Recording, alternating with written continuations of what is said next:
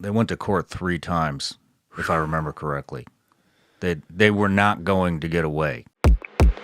But all they give about is numbers. And then once these companies get developed and these personalities get developed, and then they get paranoid that somebody's going to overtake them. The top trainer at the time, who, maybe he's Delta, maybe he's SEAL, maybe he's Team 6, maybe he's an Air Force PG. It doesn't matter. When you reach that level, these guys start getting paranoid and they get selfish and they don't want to spread the wealth around. They want all the fame, they want all the money, and so they control the market. And who they do, they build these little bitty networks, and that's why you see all the same people just going. It's like a circle jerk.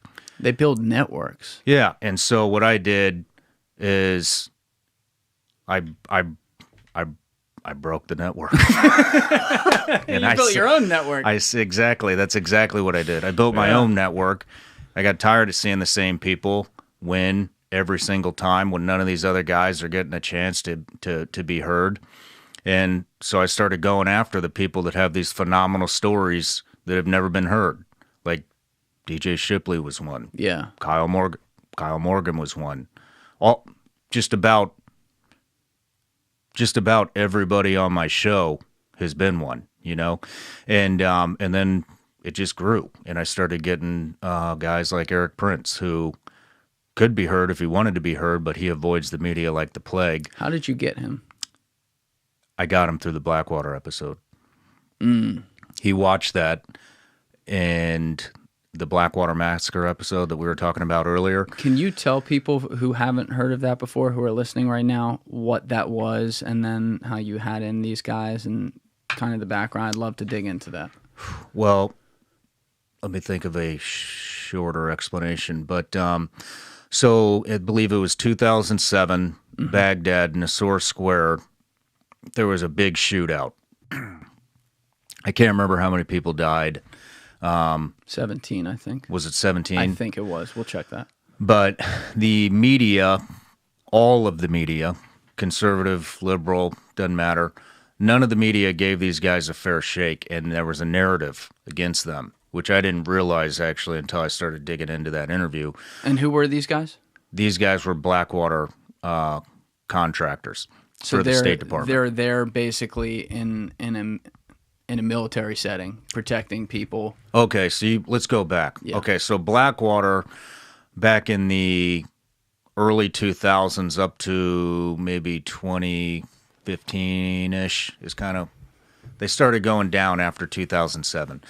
But Blackwater was hired by the U.S. government to protect this particular contract for the State Department was to protect State Department officials in combat zones. So Baghdad, all over Iraq, all over Afghanistan, various other countries in the world. But they would protect State Department officials and diplomats. And they are the only company that never, ever lost a principal being the person being protected. So that's how Blackwater, that's what the State Department contract at Blackwater was. These guys were on the State Department contract. They got in a shootout. Terrorists initiated it.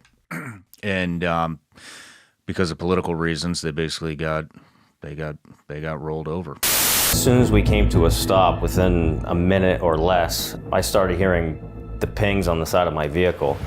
And at the same time, I don't know if I heard Paul yell it out on the radio or just yell it out down the turret that there was a white Kia that was presenting a threat and it was coming towards the vehicle. So 4 Americans received lengthy prison sentences today for an infamous incident during the Iraq War. All 4 are former Blackwater security contractors convicted in the killings of 14 unarmed Iraqis, including women and children, in Baghdad in 2007. And it took years, though, too. I mean, they weren't even, if I remember correctly, because I will say I just listened to that podcast last week, and you changed my mind on it. It was a podcast I'd avoided for a long time because the narrative was what it was, and it just seems so strong against them that I'm like, oh God, because I've heard you talk about it after that, like, oh, these guys didn't do anything. I'm like, are we sure about that? But I'm glad I listened, because basically it seems to me like the State Department, or I should say the government at that point, had gotten to a point 2 years later where they're like, all right, we're not doing this. Dropped it, and then there was, I guess, like a gaffe, like Biden said something offhand when he was vice president, and then they felt like about like, oh yeah, now we're going to look at that, and then they felt like they had to look at it, and then they didn't charge these guys again until it was like, what, 4 or 5 years out from the event itself? They went to court 3 times, if I remember correctly. They were not going to get away. They were going to keep indicting them, keep charging them until they got them, and they did. They did. And I mean, we don't have to go into everything, but you saw all the evidence that was hidden, deleted, especially the drone footage. You know, do you remember that part? Where she was saying that the reporter who you had in there, she was saying something about there's like 7 to 10 minutes where it's like they show up, there was drone footage above, and then it's gone, and you only see when they're leaving. Yep. And they said they when they were asked about it, they said we routinely delete drone footage to conserve memory, but you don't delete a 10-minute piece of drone footage and then it just picks back up. You don't do that. You know, they deleted the evidence. They steamrolled them. How do you feel when you find out, get to the bottom of the evidence and see something like that, when, in this case, a country that you love, America, that you're from, that you fought for at the highest levels, served in the military, served in the CIA, you know, you've been around the block with some of the most powerful parts of the government. How do you feel when you see something like that happen? Does that make you lose faith in the system in its entirety, or do you view that as sometimes these horrible things happen, and when they do, we need to point them out? I lose faith in the system. I've seen too many of them happen. That particular interview, I mean, some of these interviews get to me. You know, you listen to them, at least you listen to a couple of them, and we get deep, and it's, yeah, I lose faith. I realize politicians are political prostitutes. Yes. And they will stop at nothing to get what they want. And that's what that was. There were oil deals involved. There was a status of forces agreement that needed to be re-signed. And to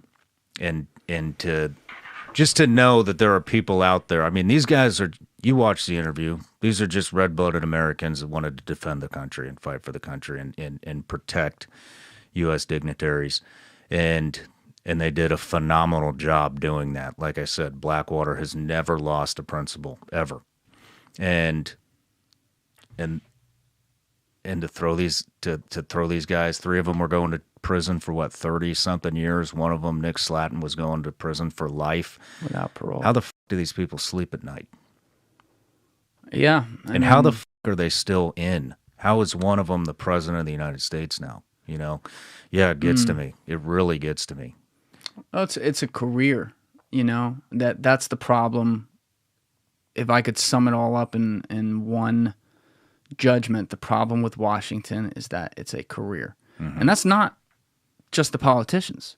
I mean, look at K Street. Look at the I mean, I'm not a Trump guy at all, but I will give him this. When he termed that thing the swamp, I mean, that was pretty spot on. I don't know if he came up with that or someone else did, but props, because to me, that's exactly what it is. And I think a part of it, just trying to look at it from the outside, is people will do things when they don't have to see it.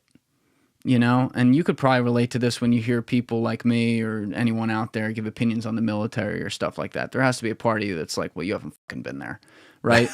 But at the same, that's a big part of me. Think of that same psychology, though, with these politicians. Like, yes, there are some straight up evil politicians. I'd say a lot of them are. But they make these choices behind a desk when they got 5 fucking staffers outside who are then going to go tell some other guy to do something, and tell some other guy, and eventually someone goes to prison at the end of that loop. There's no there's no personal facing it with accountability right now, right there. They're not like standing next to those guys' prison cells and look them in the eyes and saying, you deserve to be in here. You know, there's a piece that gets lost, and then tragedy or even corruption, in this case, I would call it, happens. No matter what, it's a shame, you know, and these people need to pay for what they've done. They're probably not gonna, though. They probably won't. Thank you for watching the video, guys. If you haven't already subscribed, please smash that subscribe button and check out this clip's full podcast episode by clicking here or in the description below.